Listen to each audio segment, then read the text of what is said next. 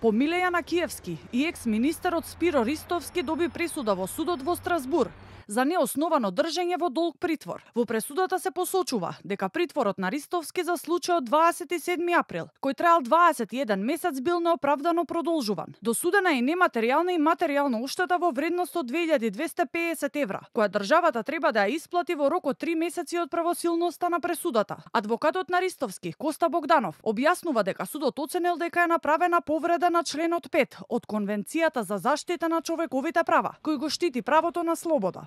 Судот утврди дека ниту постапката при одлучувањето за притворите за неговото континуирано продолжување била правична, односно била фер. Причините кои што ги навеле домашните органи со цел да го оправдаат долготрајниот притвор не биле доволни, ниту пак биле релевантни предлозите на Висшето јавно обвинителство во најголем број наврати воопшто не му биле доставени до апликантот, односно до господинот Спиро Ристовски, како би можел истиот да се произнесе по нив.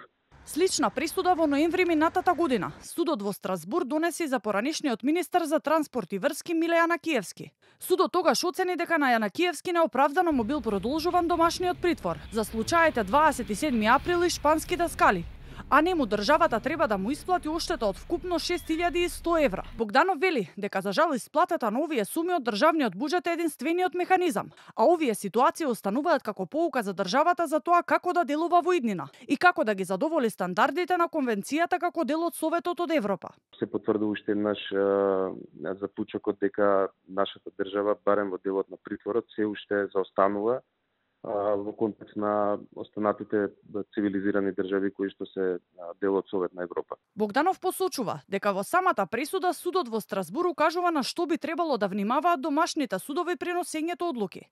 Според него клучно е детално да се разгледува кои причини се релевантни за носење одлука за притвор, како и да се спречи можната злоупотреба на притворот како алатка за заплашување или казна за некого уште пред да биде осуден.